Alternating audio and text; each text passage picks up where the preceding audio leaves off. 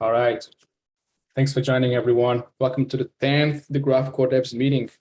As you probably know by now, these public calls happen every month and they are recorded, so you can always find them on our YouTube channel. Now, today's agenda is a bit packed, so I'll try to be a good timekeeper. Starting with a general update. So next week, we'll have our second R&D retreat with around 50 people attending from 7 different teams, which is quite impressive, I'd say. So a lot will happen this week, and I'm sure the next core dev call will be very interesting. We are formalizing the concept of working groups, having different teams working closely together around a set of common focus areas. So during the next core dev call, we'll dedicate some time to talk about these working groups, sharing more information around all of the related work streams, so that you guys know exactly what's going on the background. We'll also present the teams that you haven't heard from before, such as Block Science, Prism Group, and as an example, Semiotic can also share more about their current plans and work around the cost automation modeling. Now, focusing mostly on the subgraph API working group, we can start by hearing from the different teams on recent updates, and I think we can start alphabetically as always. Agent Node, Adam, are you up for it? Sure. We don't know, normally it's not necessarily alphabetical, it's sort of yeah, but we can do that today. No, I mean whoever's ready. Cool. I can go. I'll share my screen if I'm allowed to do that. Perfect. So yeah, so we run through just our regular format, which we do every week. Sort of 4 boxes where we talk about starting with risks, problems, and help. So we've quite a lot of on GraphNode itself. We've got quite a lot of pull requests sort of waiting to be either sort of merged or deployed sort of to those services as first sort of testing ground. We've got some POI investigations which are ongoing where I think we've got a lead, but we do have quite a lot of features across sort of Edge and Node, but then also other teams that are sort of backed up on that. So hopefully we can clear that out as soon as possible. Along those lines, we've got quite a lot of work in progress stuff, which we want to get ships, and then we've got quite a lot of open discussions. And the session next week in the sort of R&D meetings will hopefully help us resolve some of those things around the availability chain, which we talked about before, and then some bigger architectural things which we've been discussing. I think, yeah, I don't think Yanis is on the call, but sort of got a in the last couple of days, a POI query cross-checking MVP demo, which is good. So that's something that can be used in testing or on the network for monitoring POIs across different indexes or GraphNode. We have quite a lot of active things. So GraphQL validations, didn't quite finish the sentence apparently, but that like this work was unblocked. But we still need to like help some dApps whose queries will break when full validations are applied. Then we've got quite a few things which I think we'll touch on later in the session. So we've got quite a lot of pipelining that'll be going on. So that's parallelizing some of the functionality within GraphNode, which should speed up indexing in general. We've got quite a few new GraphMan commands for essentially making it easier to manage the block cache and some other things which would previously have required some database surgery. And then we've got some ongoing things which we've talked about for a while, like file data sources. And then immutable entities is one thing. Again, it's a lot of these things are pointing towards performance and just improving the syncing speed of GraphNode. So that's the thing which we haven't sort of fully rolled out. That's blocked by the thing I mentioned above. But that will essentially make it quicker to write to the database, but then also to query in certain cases. So yeah, performance has been a pretty big focus. Next steps, a lot of the focus is going to be on the architecture discussions, making sure we get the most out of the time together we have next week. So I will stop there unless there's anyone else from Edge and Node stuff I missed that folks want to call out. I can do a quick update on the indexer component software. Cool. So I don't have a screen here, so I'll just do so verbally, but I can just give an update on what we've done the last month and then stuff we have in progress, specifically on the indexer side. So we've had a higher velocity the last month. We've had some engineers coming in to help out from Figment, Hope specifically. So thanks, Hope. Shout out to you here. So last month we've had some updates to the indexer service where we have rate limiting options. We have an additional health endpoint, so indexer infrastructure can check their subgraph health using 200 requests, simple GET requests for their Kubernetes setups. We've fixed the M1 Mac builds. We have management of off-chain subgraphs via the indexer CLI now. So you can manage your off-chain subgraphs list via the CLI without restarting your indexer agent. And we have indexing rules by subgraph ID. So you can define your rules by subgraph ID rather than deployment ID. And then your indexer agent will automatically manage version switching and supporting the current version and the previous version of that subgraph. So we actually have some other things too, but I'll stop there because I don't want to take up the whole meeting. So really exciting stuff with increased velocity on the indexer software. And we'll be prepared pretty soon to start working with semiotics to integrate some machine learning and more advanced tooling to supply strategies for the indexers.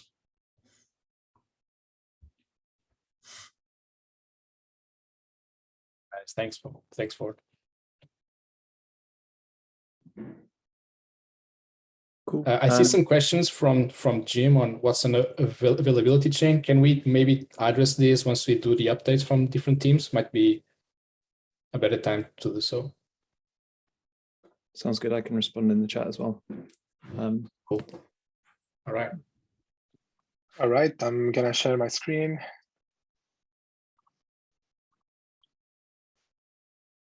Here we go.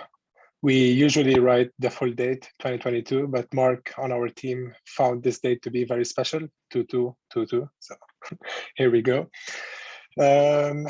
So to start with achievements, we opened the Tendermint PRs, GraphNode CLI, GraphTS. We are super excited about it. While we do it, we fixed the block hash mismatch bug. And on the Tendermint integration, I'm gonna jump to what's active right now. So we are troubleshooting the Tendermint integration. We're doing like full testing from the Firehose all the way to the GraphNode. And while we're doing it, we ran into some issues with Firehose. So our team is gonna work on it today. If not, they're gonna reach to the Firehose experts here for some help. And we are actually currently working on updating our documentation for Tendermint type generation. So that's all about the Tendermint integration. Then up next, we are working with CMake on documentation. And then on our team created this dummy chain that could be used by all the indexers, community, new hires to learn about the Firehose stack, test it, and have like a dummy chain that is easy to use for further learnings. So there's that, so working on it. And then as Ford mentioned, Hope is working with Ford on the indexer agent. I'm not gonna go through the details, Ford already talked about it. Hope worked with Ford around support subgraphs and adding max lifetime option in the commands. So next steps would be for the Tendermint PRs to be peer reviewed by AgileNode and CMake. We started also working a little bit on the Cosmos Hub integration. So that's also in the next steps. And we want to keep collaborating with CMake team on the documentation. That's it. Who's next? Yeah, we're next. Who? Is that me? I can go, but Go ahead, if you're go so eager to go ahead, so go ahead. Okay, I'll go. Cool. So weekly update for the guild. In terms of problems and help, I think we need some help with some code reviews. This is becoming like I would say like a minor bottleneck. We have a few ongoing that probably need some discussions and reviews before moving forward. Achievements, we onboarded 2 more guild members. One of them is also like a new guild member, and actually both of them are new guild members and just joined the work on the graph. So we're super excited about it. We have validations. I'll keep that and talk about it later because we have a whole section about it. We have a few more PRs, new PRs waiting for review. Active work. So we started to talk a lot about the new Graph client. We have some discussions for the short term, what we can introduce now with the existing tools and what we can do in the longer term, like with ceramics and probably with some store that lives in the client and later syncs. But this is, I would say, like a broader discussion. We started with the relay compliant GraphQL schema. This is, we have a PR, just started with the GraphQL part. Later we'll deal with the actual SQL and the way that we building cursors. This might be a bit tricky. Charlie from our team is working on an article on GraphQL best practices from the point of view of the consumer. This will probably be ready in a few days.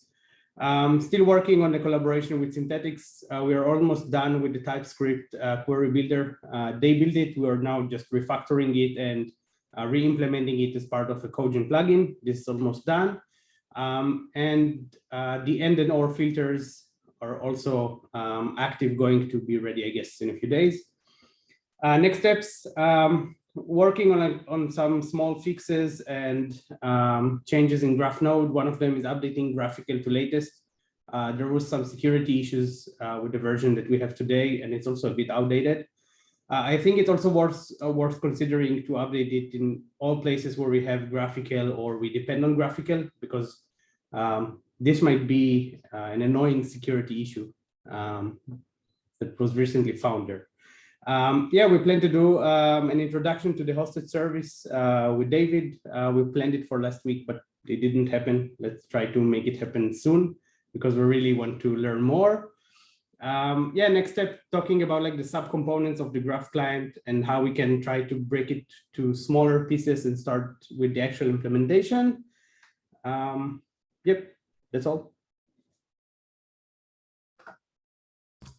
Who's next now? I don't have a list. Is it me now? You go, Alex. Yeah. Okay, so we've changed a little of the format. You see that here? Oh, pretty nice. Okay. Well, I stole that. It's not me. So did some Solana work. A lot of Solana work has been done. We're continuing a lot of Solana work. A lot of the uncertainty about history has been, I think I said that maybe earlier, history reprocessing has been a de-risk, although there are some other, complexities to go down all the history. Cost is going to go exponential as we want to go back to Genesis, but that's fine. So now we're looking forward for Solana to keep its pace, so have it running for several days and weeks, so we can be sure that performance-wise and it's stable and it produces the data we need, with the sort of latency that's needed without sort of drifting.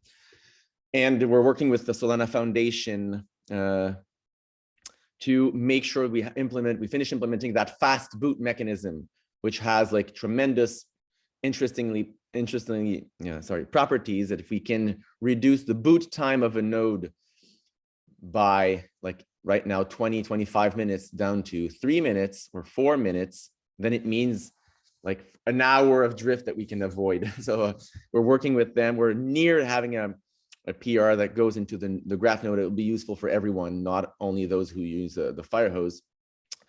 Okay, so that's for Solana. And then we've been doing a lot of Firehose indexing stuff. Remember all these things to allow us to go through a sparse subgraph. First step was that irreversibility index, which has been done. Steph has pushed that everywhere we can. And we're building those indexes, so that will speed up sort of linear processing in one way. And then we're starting to work on accounts and events indexes. We have some designs. If you want to chit chat about it, we have some interesting things to really speed up in a general way, right? We'll have some Bloom filters sort of thing that cross, hundreds or thousands of blocks. So that's cool. Next thing is, we've been doing a lot of smaller things like fixing up near dynamic data source, for instance, like doing some testing on Ethereum and a constant stream of things to maintain. But that aside, we're working on the Firehose SDK, which we've been discussing in the past, few weeks.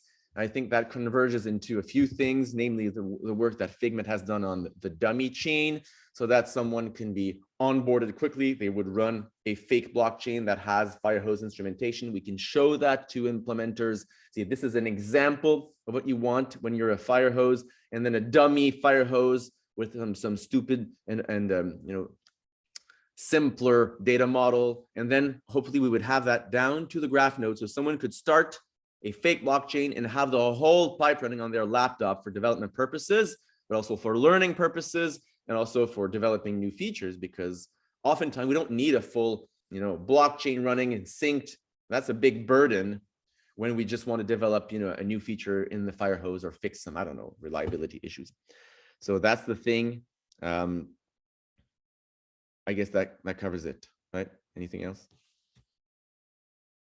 Yeah, I think that the last bit, Alex, I think that's fairly important. Also might facilitate future integration work, right? Like different teams can then just follow this SDK and sort of blueprints to index any other L1.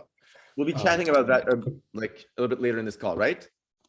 Yeah, we can move to that topic item now. We've covered all teams now, so okay. Let's segue into that now. Yeah. Feel free to. Pedro, just quick something. Dalton update reminded me of something that we also at Figment hired 3 software engineers since we're going to be enlarging the scope of work, doing different things. So we recently hired also 3 engineers for Figment. Nice. Welcome, everyone. The team is always expanding. It's amazing. So all right, Joseph, Alex, we have time to go deep into that idea, Alex, if you wanna lead it. Okay, it changes the order a little bit, but I'm fine if we want to start with that. Yes. So the goal here is, we were discussing that SDK, since this is more public call, is to empower other teams to kickstart a new Firehose for their chain. Give them what is needed for your chain to be Firehose enabled, for your chain to be the graph ready. And so right now we've done 1, 2, 3, 4 of these, and some other teams are starting to build another one, thinking some other chains, and we don't have all the things in place to say, okay, this is the exact process, this is the exact expectation, this is the exact piece of code you need to respect, this is the interface, and this is the entry point to the graph node, and this was you need to. So we haven't built that yet. And that'll be really useful for, if we want to give grants to some other foundations that will implement that, or if some people just want to get their thing, the graph ready without talking to us, well, there'll be some documentation. And I'm discovering, while, the Figment folks are onboarding the same sort of technology, that is helpful for them to learn, to have, pedagogic explanations, or a way to get the whole model in their mind. So that's the purposes. I think that's going to be really useful. Actually, when I saw Dan's work there, I thought, man, I'd like to have that. There's a lot of times where I need to wait 20 minutes because I want to boot a node to have some data in such a way I can't reproduce. Now we'll have a fake blockchain. We can inject some code to fake situations that we would not normally have. So that's cool. Sometimes we were waiting for an event to happen on mainnet, a fork event, for example. You want to simulate that. Well, we'll have a place to sort of end-to-end testing engine that is much more lightweight. So I guess that's why I think that's cool, and it's necessary, and it's going to be a way to empower more teams, empower more people to be the graph ready.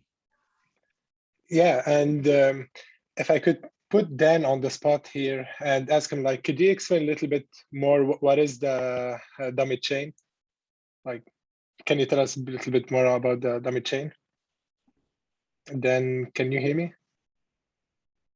You probably can't unmute though. Yeah, try that. Yeah, can you guys hear me now? Yep. All right, cool. Yeah, so the dummy chain project was kind of, a scratch your own itch kind of situation. So it wasn't started as like, how let's build this thing. It was primarily around issues and figuring out how streaming fast Firehose stack works, because some of the older projects, they essentially have different components, and they have some history going back. So there's a lot of different craft, I would say, baked into it. So, and when you're starting from scratch, you kind of want to see a clearer picture. You want to see like, what does this thing do? What about this one? What about this one? Why are they all in the same place? Like how they talk to each other, like what needs what. So during initial like work, I found it was kind of hard to work on a lot of different projects. So I started from small, right? So it created this dummy chain. So the dummy chain is itself, it doesn't really, it's just a program that has no network dependency, meaning like it's not peer-to-peer or anything. All it does, it starts from a height you want. Like you say, you want to start from block 1,000 or 1 million, doesn't matter. And it would progress to progress forever until you stop it. And you can specify like which block rate you want to have this node progress with.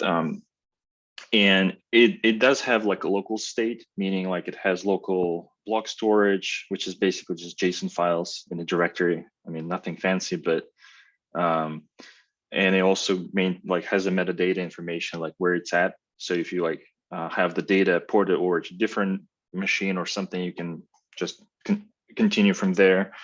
But the important part is that it provides just a few basic types. So the types are like blocks, transactions, events, attributes, and things like that. So they're all baked into the block itself. There's no concept of validators. There's no concept of like performance or anything. It's just essential. It's like, hey, I want to just have basic information available to me for experiments. And it provides already protobufs baked into. So meaning like you don't have to create a separate repo for maintaining those protobufs, since like each of them will be needed for each graph node integration, which is nice. I mean, it's kind of, you have everything in one place. The important part is it already has the DeepMind or instrumentation baked in. So there is no need to like make any changes, and it's fairly straightforward. There's only a couple files, and anybody who's like familiar with Go code can jump in and kind of like figure out everything in a couple hours or even less. So it's a small program. It's 1,000 lines. It's just to put it in perspective here. It's a small exactly program. I mean, it has like some concepts of like node storage and this, but essentially if anyone who wants to create some more complex scenario, like Alex mentioned with like forks and such, you can definitely do it. You don't need like to mess with actual chain. It doesn't have like huge compile times. It's, basically go build and you have it. So the work on this front is ongoing. So I've made a couple improvements last week. So the dummy chain itself is just the one piece, and the second part was the starter project. So the starter project, it's essentially the SF- whatever. So it's kind of like the same setup, the command line tool to index data, and we wanted to create some kind of a template where it could be used like for experimentation, new features, or it could be used as a starting point for a new project, like if you're building Firehose tech for any new chain. So we do have some repos, and we're planning on like sharing those. I don't know like the timeline for this, but essentially all this information is going to be available and anybody can run it. And the next steps obviously is like integrating into GraphNode. So you have essentially end-to-end test, so to speak. So yeah, that's pretty much it for the diamond chain.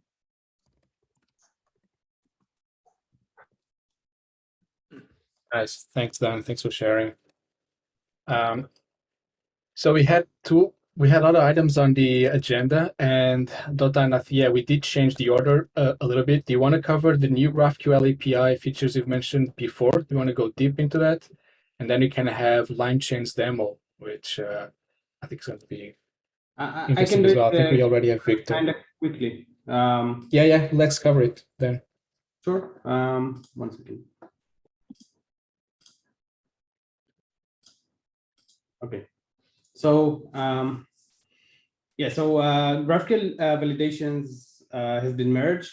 In terms of like impact, I think we're already saw a few dApps that were impacted by this change, mainly because some queries were probably written before and had some like minor semantic issues like unused variables, unused fragments that in most cases doesn't really affect anything related to the execution, just like semantics errors, but this is also part of the GraphQL validation spec.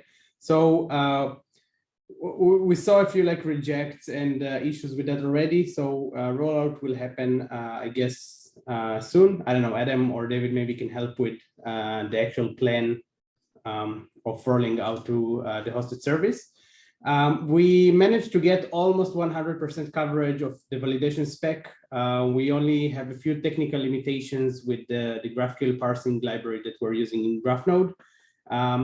Those are not super critical, at least not at this stage, because these are rules that don't really affect the execution of GraphNode. In terms of migration, so Charlie from our team started with writing a whole migration guide, like what are the most, we took like the list of queries that were affected and the way that they affect users, like the one that were mainly failed. So we try to cover like all of these possible errors and ways to address it. So I guess like the most annoying, let's say, validation error is the overlapping fields. This is going to affect some, let's say, execution and determinism. So it's a rule that I guess can really help to simplify some aspects of execution in GraphNode. Since we don't really need to do some assumptions, we can just start with the execution after everything has been validated before. So we covered most of the issues. I don't think we have time to go over like all the affecting the rules that might affect users, but we tried to cover all of these and all of these use cases and how to prevent it. I hope this will help to give some overview for depths in order to have some sense of what they need to change. In order to make this migration phase easier, Sahaj from our team created like a small CLI tool that you can just run as a CLI and provide your subgraph URL and the list of files that you're using and like the actual operations. And what this does basically just scans the entire code base, finds GraphQL queries, and then tests these queries against the GraphQL schema that is coming from the graph. And the output is just like the same as you'll get in production. So instead of trying to execute something and get a response, you can just trying in development on your code base and find all the potential validation issues. So we hope that this will help to make it a bit more, let's say, easy to migrate. Yeah, so that's all with validations. Adam, David, do you know if there's like a specific date or something like for rolling this out? Yep, so I can talk to that. So the approach, because we have a bunch of other functionality, sort of depending on this stuff, like I think in the immediate term, David made some changes which will sort of resolve most of these problems sort of on the GraphNode side. So we're able to essentially roll out the refactor, which this is associated with without breaking users' queries. And then yeah, we're working with other folks from the team in terms of reaching out to apps and contacting them and making these changes. So essentially validations will be there, except most of the breaking things will kind of be handled sort of seamlessly. But then we do want to move to a point where we do require proper sort of well-formed GraphQL. And so I don't think we've got a date for that lined up yet, but we'll obviously want to be proactive in communicating that so we don't sort of break apps. Yeah, sure. So yeah, anything that we can help to make it easy, even like working with actual apps to see how we can scan their code base, find potential issues, we would love to help, and also like improve this tool, because I guess this could really help others. Yeah, so I guess that's all with the validations. I mean, if someone wants to discuss it, like feel free. Before I'm jumping to the next one. This one. Yep. Yeah, so upcoming GraphQL API features. So I know that we don't have a lot of time, so I'll just briefly go over the new features that are coming.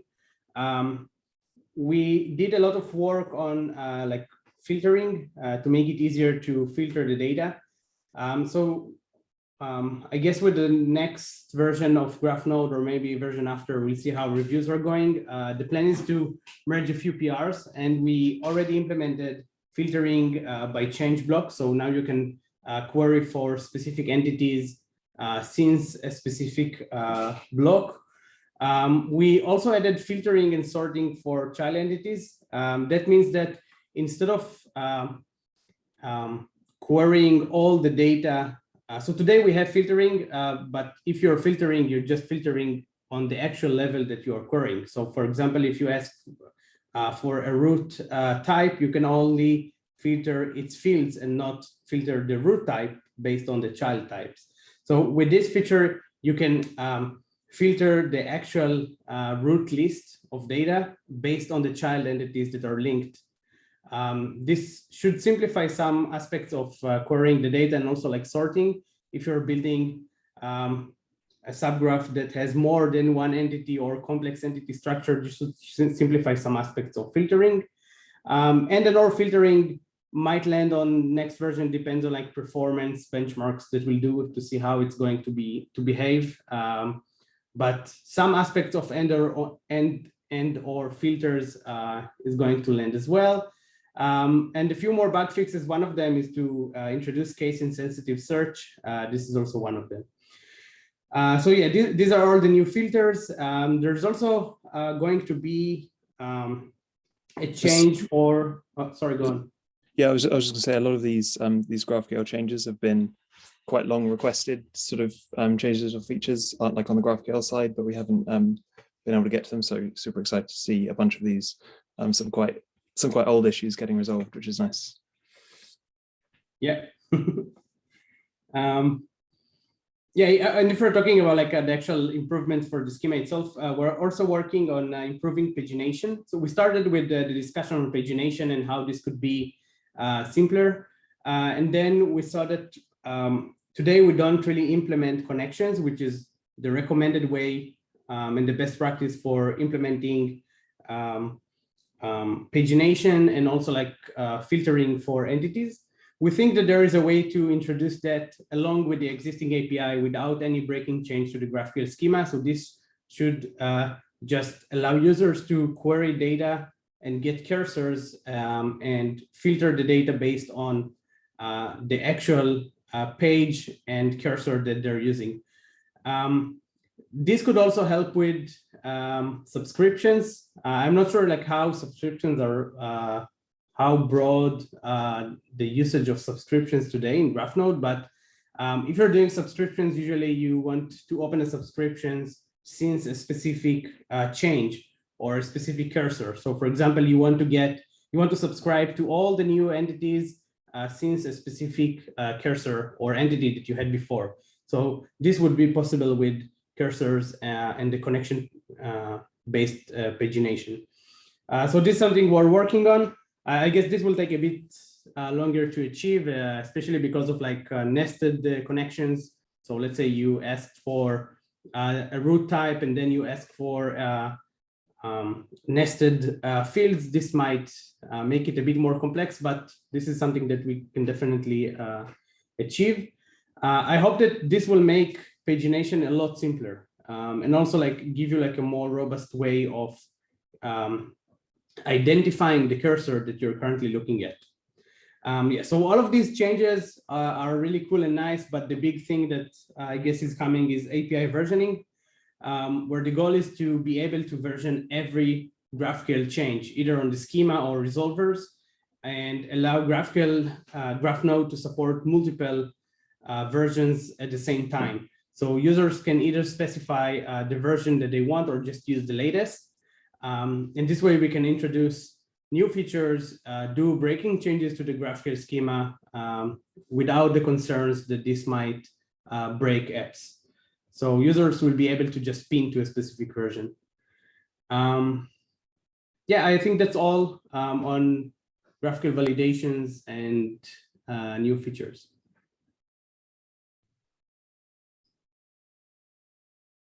Okay, great. Thanks, Dotan. All right, so continuing on tooling, LimeChain has also created a clever tool to debug failed subgraphs at a specific block number without having you to sync up to that particular block number. I think it's pretty cool. I think we can link the recent PR to GraphNode, but we have Victor from LimeChain on the call, so maybe we can see it in action already. Vic, do you want to share your screen and do a quick end-to-end demo on the tool?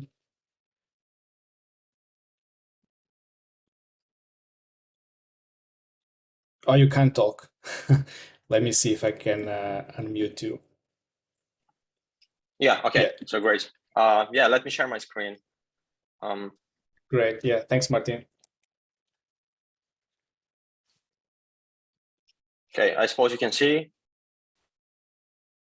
Yes. Yeah, so what I have here is a pretty simple subgraph, which is basically a fork from the example subgraph on the Graphql GitHub repository. I have two handler methods, one for handling new gravatar events that simply stores the gravatar event. And I have a new, the other handler, which is for handling updated gravatar event, which basically updates an already existing gravatar or a gravatar I have stored in my store. And what I do here in this if statement is I say that if I do not found this gravatar that I need to update, then basically I should not be able to reach this point. So I just log critical unexpected gravatar not found, and I return from the function. And this looks basically fine, since I expect to never enter this if statement. And if I enter this statement, I said it's unexpected behavior. However, when I deploy this, I get the familiar failed subgraph. Now, there are two ways to go from here.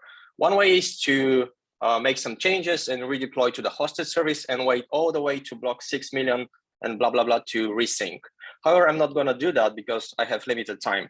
What I have here is that I know already that I've reached block 6 million and blah, blah, blah, blah. So I'm going to say I want to start from this block. And I do this in the familiar way by having start block 6 million and basically the block on which I failed. Now, I will also run a local graph nodes and I run it in the familiar way. However, I also give an additional argument, which is a fork base, which is URL. And what this says to my local graph node is, okay, I'm going to fork a subgraph from the hosted service. And by fork, I mean I'm going to use the up-to-date store I already have on the hosted service. And I'm going to fetch this fork by ID. So that's why I have subgraphs /ID / and yeah, I've run this node already.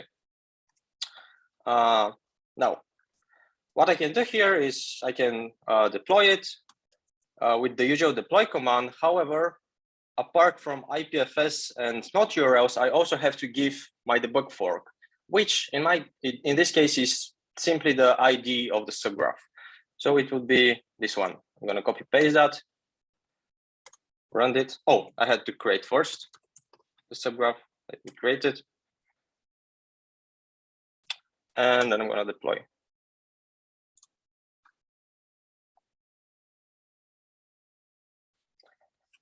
And this will run, oops. This will run the subgraph and it's going to fail with the expected error of critical error. Now, what I can create, however, is now what I can do is I can inspect my code here, and I can see that I have made this silly mistake of the ID. I converted here to int32. However, I saved it as a hex, so I need to fix that to hex, and now I can redeploy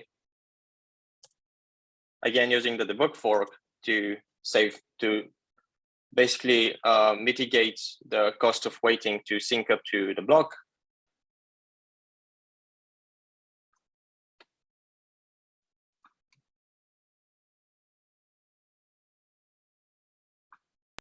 Well, while we wait, Victor, just a quick question. You're using the hosted service, but you can compute this against any other store, right? As long as there's a node that's synced up to that block, you just provide the ERP. Okay.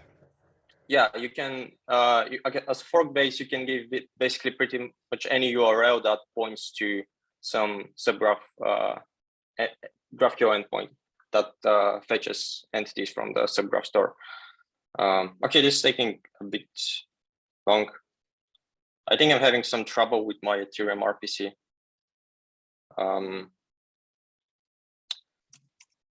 Okay, but I can answer a question in the meantime. This is a bit unexpected RPC failure here.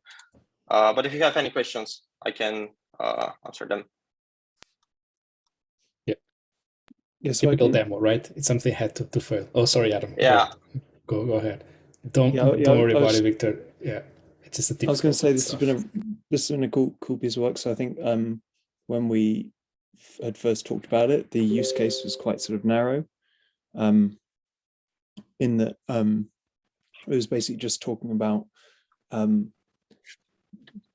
like trying to debug this one block. That's classic situation where your subgraph hits a block and then has a failure for some reason you hadn't anticipated.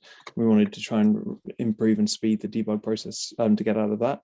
But actually, I don't know if people have used the hard hat forking or like the sort of forking behavior that like Ethereum dev tools have, which lets you sort of fork mainnet to your local blockchain. This essentially does the same thing for a local subgraph, which is like just really powerful, and it does support that one block debugging situation, but also lets you do things like you could, like if you wanted to fork mainnet to do some local contract development, you could also fork a mainnet subgraph at the same block and have that pointed at your forked local blockchain as well. So actually just potentially really improves the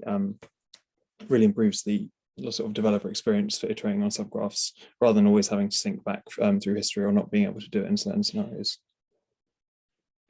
Yeah, it's a pretty general topic in a sense. You can, if you have any remote subgraph somewhere that has a synced up state to somewhere, even if it has not failed, you can always fork from it and like build on top of its state. So it's, yeah, as you said, it expands more than just the debugging use case we have now.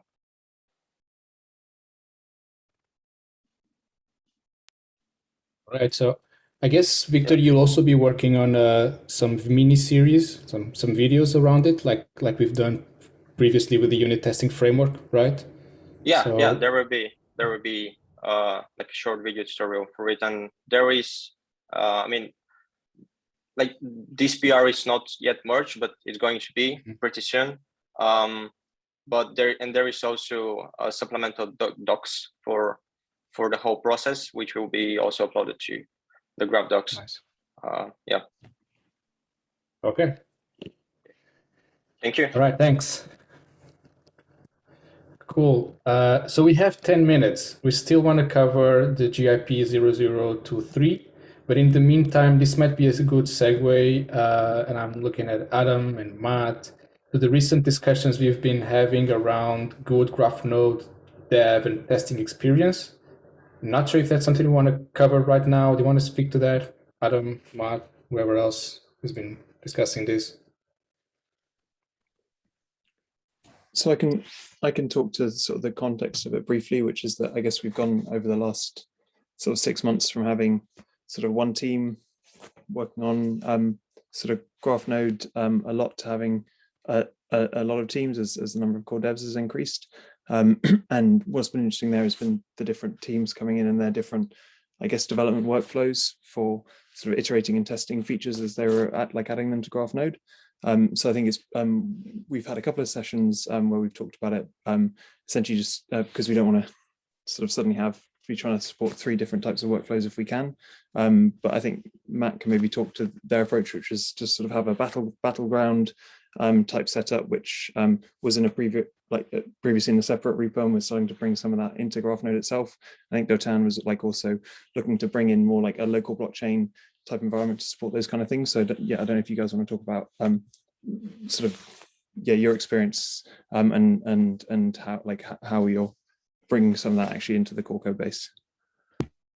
I can start briefly. So the main pain point when we joined, we were mostly the first new core dev team joining the Graph protocol, and we faced the problem that we had, like Adam said, that we had kind of issues actually running GraphNode and not running it, but more having kind of real subgraph that we can test different part of the GraphNode. So that at that time we created what we call the GraphNode dev repository, which contains script to make it easier to actually just deploy subgraph and everything. And Dotan from the guild actually opened a PR to add RDAT. And at that point, we started discussing about what we could do to actually improve the dev experience. And from there, we'll see. And probably, I think one of the main conclusion that when we had the initial discussion was that we want to bring more in GraphNode directly so that it benefits everyone.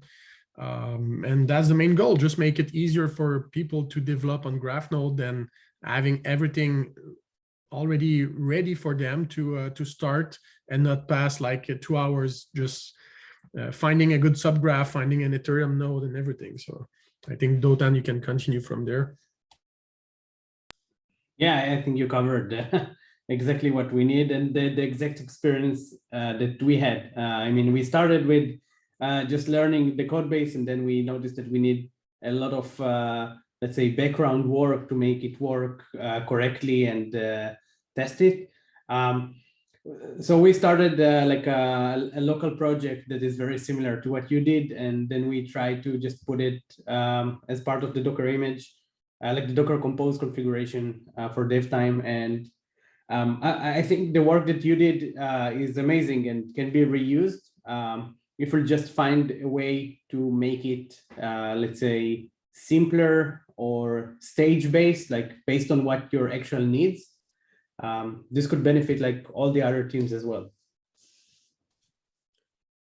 Yeah, and I think one thing which also maybe Stefan can talk if he's on the call. I think I saw he was. Oh, maybe he's dropped now. Oh no, there he is. In terms of actually starting to have some more test runs sort of configured in GraphNode itself, which essentially rerun like a given subgraph over a given block range. So then we can actually see if the POI is changing, and then also some like quite initial like performance things as well. And it's cool to see those sort of running automatically in GitHub. I think Stefan's not able to unmute himself. Wait, so. Stefan, yeah. Wait. Martin, can you do your magic, please? And he's very eager to talk, as you can see. You will soon. Wait. Okay, there you are. This is why I'm really proud of what we did. Thanks, guys. No, yeah, this is really getting in place. This tooling is getting good, and just the thing that we just saw with the fork and all of this, I think this can converge as well with the flow improvements of sorry, the fake the dummy chain and all of this. It's really, we're really building the tool set that is needed for automation and faster iteration for all the teams, and getting the feedback from the Figment team on the framework and the requirements for the framework helped us a lot. Rethink, like, oh, we know this part was hard, but now we see kind of how it's seen from the outside. So yes, so specifically for the test run thing, it's now it can now be run in GitHub Actions, and it will be the baseline for some performance testing. So just running on small chunks, comparing what we can do with the Firehose with the index on the account. Anything that we do, we'll be able to test performance on real data. So these we're just starting to feel that these tools are ready. They're now part of our tool set. so yeah, that's a general impression of it. But yeah, the PRs are there. The things have been pushed, and it's not perfect yet. We see how it needs to be aligned and integrated with the other features. But yeah, it's good to see we're going somewhere in this direction.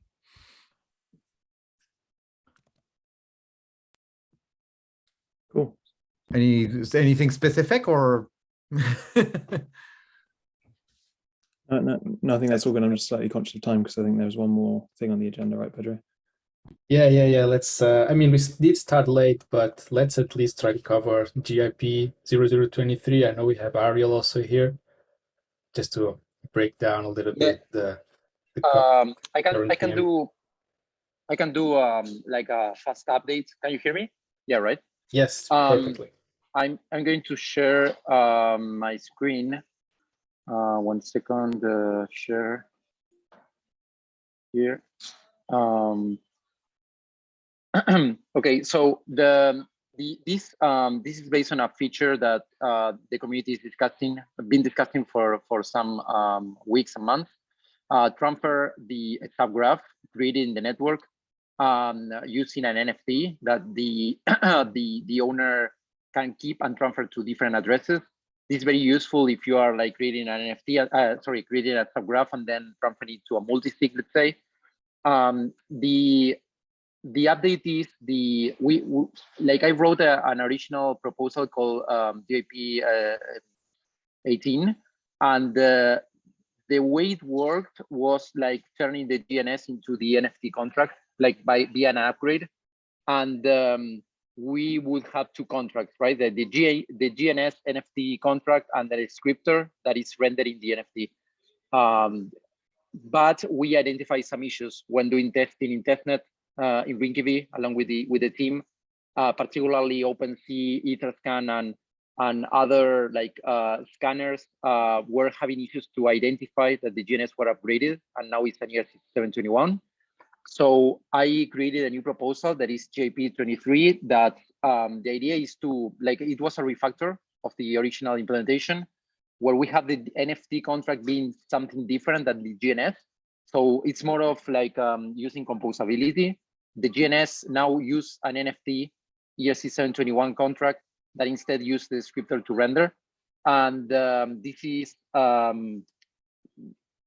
something, well, this is a sort of a description of the process, right? This is something already implemented. It's been audited. It's deployed on mainnet, but not upgraded. And we've been testing the implementation in testnet, okay? It was shared in the forum. The GIP has been discussed there, and now it's in the process of being presented and discussed through governance, the council, and all that process. Once the council decides to vote it positively, or maybe like asking new questions, etc., eventually it will get upgraded. Okay, so we are in that stage of the process, like giving feedback to the council and getting the council to decide on the change. Okay, so that's the update. Any question?